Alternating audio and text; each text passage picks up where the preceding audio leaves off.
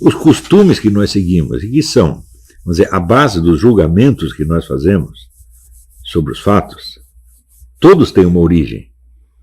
Se você acha que certas coisas são certas, ações são certas e outras são erradas, umas são boas, outras são más, tudo isso se baseia aqui num sistema de valores. Esses valores têm uma história. Eles podem ter sido, sei lá, pode ter sido revelado por Deus no começo dos tempos. Pode, nada impede, tá certo? Mas isso só resolve o problema? Eu falo, não. Porque Deus, quando revela uma coisa, ele revela para um sujeito. Né? O profeta. E esse profeta tem que explicar para os outros. Então você vai ter que voltar até a história do profeta e saber o que Deus falou para você. Não foi perguntar para Moisés quando ele desceu do Monte Sinai? O que ele falou para você lá em cima? Falou tal coisa, pá. Não é isso? Então, aí você tem uma origem, é a origem divina. Outros valores e critérios de julgamento podem ter uma origem que não seja divina. Pode ter sido, por exemplo, uma descoberta genial. O sujeito ele achou que as coisas eram assim, explicou e todo mundo acreditou. Tá certo? Mas você tem que saber de onde o sujeito tirou isso. Né? Então, quando você não sabe a origem, tudo para você vira origem divina. E você aceita aquilo tudo como se fosse uma autoridade que pesa sobre você. Então você está realmente alienado. Você está se prostrando diante de invenções humanas como se fossem mandamentos divinos. Isso é a coisa mais normal em todas as discussões. Por exemplo, as pessoas hoje falam de democracia. Né? Todo mundo é democrata, já repararam? Né? Isso é um amor pela democracia, que é um negócio impressionante. Se fala de democracia, ele já tem uma ereção e já ejacula. Não é assim, hoje em dia? Agora, que raio de coisa é essa democracia? É? Você vê que o contexto da discussão sobre democracia é o seguinte. Existem as instituições democráticas, que são o Congresso, isso é o Senado e a Câmara dos Deputados, né? O sistema judiciário, e por outro lado existe o quê? A intervenção militar, a ditadura. Não é esse o conflito? Quando fala, temos que defender a democracia, estamos defendendo coisa aqui. Contra o autoritarismo, contra a tirania militar, etc. Mas, pensa bem, por que estão opondo a democracia à ditadura militar se ninguém está propondo uma ditadura militar? Você já viu algum militar propondo a ditadura militar nos últimos 30 ou 40 anos? Não, não tem. Ao contrário, todos eles dizem que só querem manter o sistema atual, democrático. Não é isso? De vez em quando aparece um sujeito e diz assim, mas no tempo dos milico havia menos crime, etc. Então o sujeito elogia um aspecto de um regime que acabou meio século atrás, e daí já advertem contra esse cara como se ele estivesse tentando implantar uma ditadura agora. O que é uma coisa de louco, evidentemente. Não é isso? Então, o que você fala sobre o passado não pode ser interpretado como uma proposta para o presente. Não é isso? Então, uma narrativa histórica não é um plano de ação. Qualquer pessoa alfabetizada deve saber isso. Por exemplo, se você diz, o regime militar foi acusado de muitos crimes que ele não cometeu.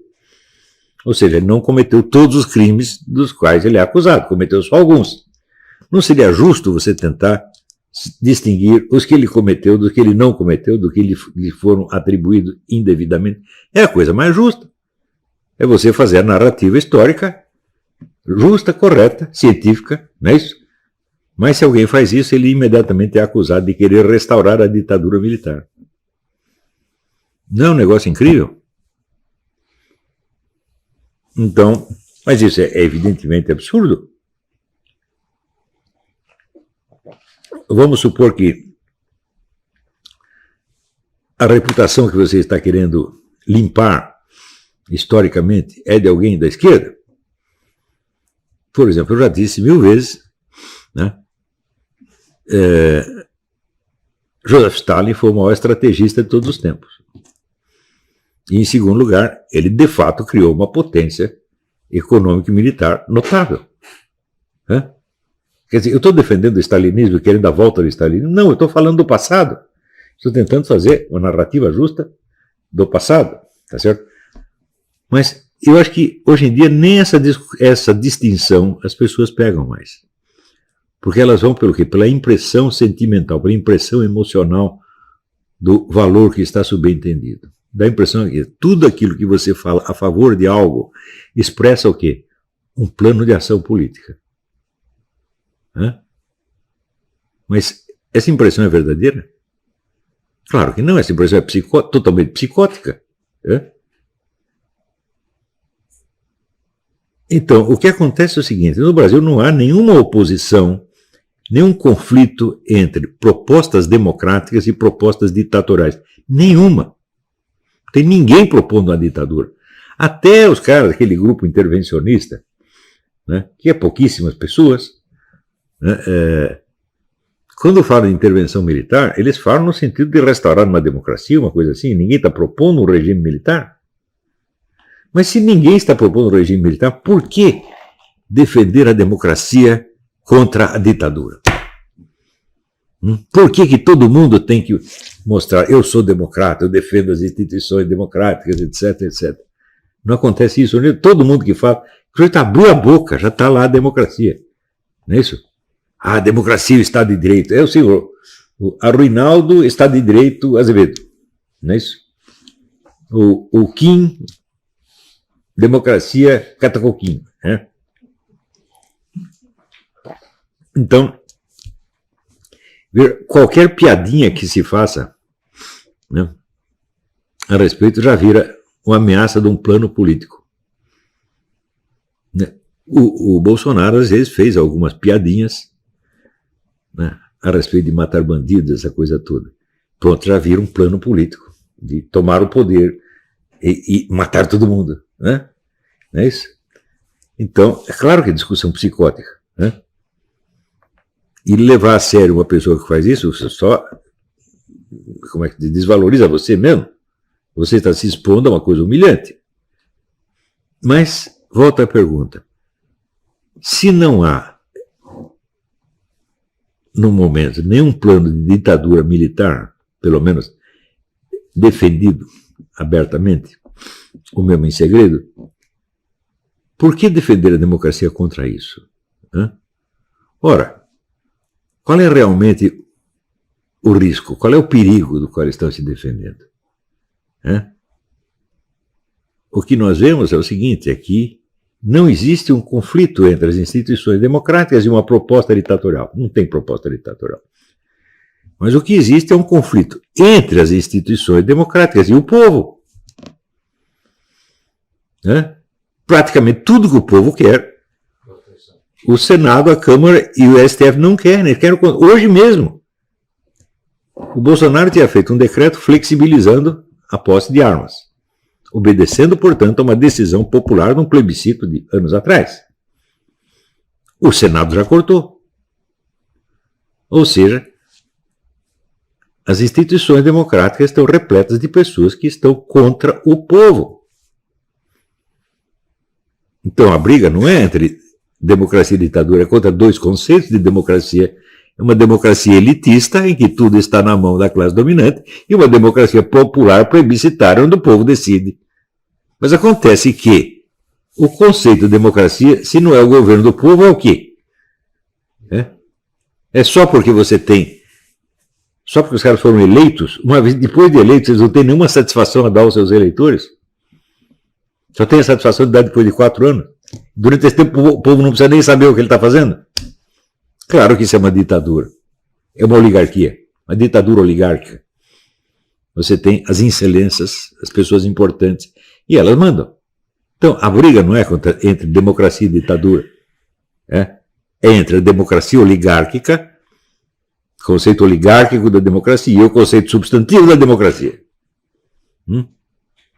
O que eu estou falando não está suficiente. Uma vez que eu falei não está suficientemente claro, vocês já não perceberam que todo sujeito que está com esse discurso de defesa da democracia é um vigarista que está a serviço da oligarquia e querendo frustrar os desejos do povo e impedir que o povo controle o que ele está fazendo? Ou seja, é o senhor que está impedindo que exista uma democracia. É o maior defensor da democracia. Né? Agora já expliquei. O que é isso aqui? Isso aqui é a aplicação do método que eu estava explicando no início. Quer dizer, você tem que definir as coisas de modo que você saiba não só a definição nominal delas, mas você saiba o referente, isso é, você saiba os fatos e coisas a que aquilo se refere na realidade. E quando esses fatos e coisas aparecem à sua frente, você os reconhece e pode apontá-los. Olha, era disso aqui que eu estava falando. Uma vaca é isto, um tatu é isto, uma formiga é isto. Não é só uma definição nominal de formiga, tatu ou vaca. Né?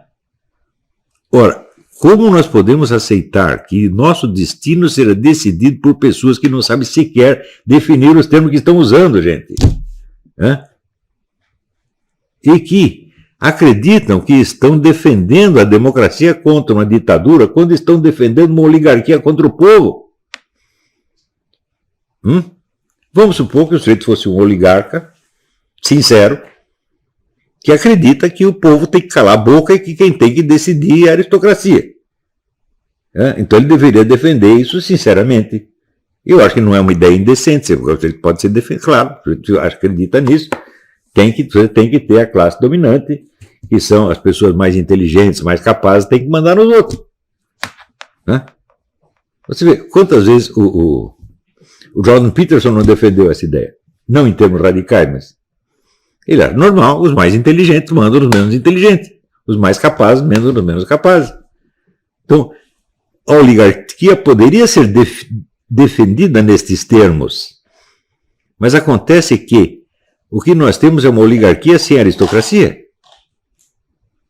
É uma oligarquia que não foi formada pelo mérito. Se você pensar assim, como se formou a nobreza europeia? Ela se formou no campo da guerra. Quando teve as invasões bárbaras, então em cada local, alguém se levantava para organizar a defesa, né? Formava um exército local, etc. Essas pessoas depois foram premiadas. O povo juntou e deu terras para eles. E eles viraram senhores de terras, viraram senhores feudais e viraram a aristocracia europeia. Então eles se formaram pelo mérito. Claro que seus filhos e netos e bisnetos esqueceram e começaram a roubar e gastar dinheiro com putaria, etc, etc. Claro. Mas, na origem, a nobreza tinha origem nobre. Não é isso? Agora, qual é a origem da nossa classe política? A origem é o fundo partidário. É o dinheiro do povo que é dado para o sujeito subir na vida e mandar no povo. Quer dizer, a origem dessa classe dominante, ela em si é indecente. Quer dizer, precisamos financiamento público das campanhas eleitorais. Porque senão os mais ricos têm vantagem sobre os mais pobres. Eu digo, mas a política não foi feita para os pobres.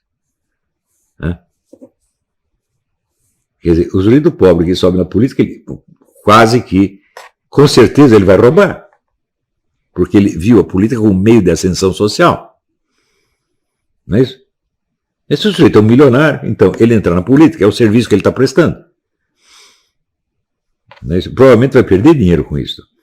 Então, se você estudar a história das cruzadas, você verá que as cruzadas não foram feitas para ganhar. Ninguém entrou na cruzada para ganhar dinheiro. Todos perderam dinheiro, todos os combatentes, todos os comandantes militares da cruzada perderam dinheiro, alguns perderam tudo. O objetivo deles era outro.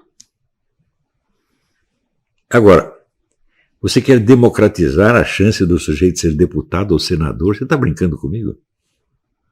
Você quer democratizar a chance de você ser um membro da oligarquia? Não percebe que isso é contraditório, não?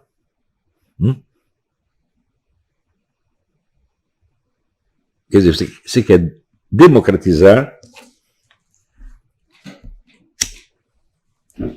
os meios de tornar as pessoas desiguais. Você quer uma coisa mais absurda que isso? No entanto, quando apareceu o projeto de financiamento público das campanhas eleitorais, não apareceu um sujeito para dizer isso. Olha lá, meu filho, tem muita coisa que você pode democratizar, outra coisa você não pode, porque é autocontraditório. Por exemplo, se você financiou campanha eleitoral Então, o pobrezinho pegou dinheiro público, fez a sua campanha e virou deputado e senador. Você acha que ele vai deixar que um outro pobre, na eleição seguinte, entre no lugar dele? Não, meu filho. Então, o financiamento público consolida a desigualdade de oportunidades. É a coisa mais óbvia do mundo, depois que o Olavo explicou, é claro. Antes é obscuro, é incompreensível. Não é isso? Então,